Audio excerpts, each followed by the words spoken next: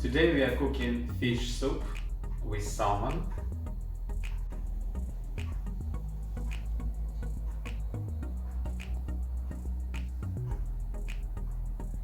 Let's first add lovely chunk of salmon. Then we cut potatoes, onion and carrots, and also celery.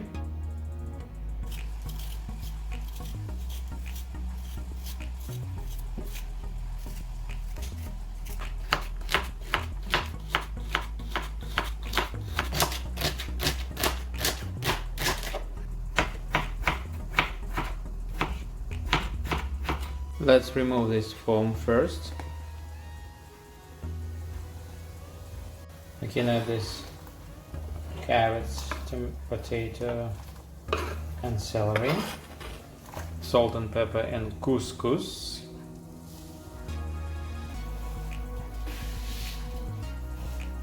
dry roots of parsley and also dill seeds. Add onion and parsley as well.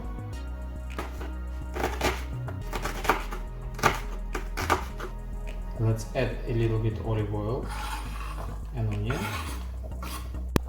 Add bay leaf as well.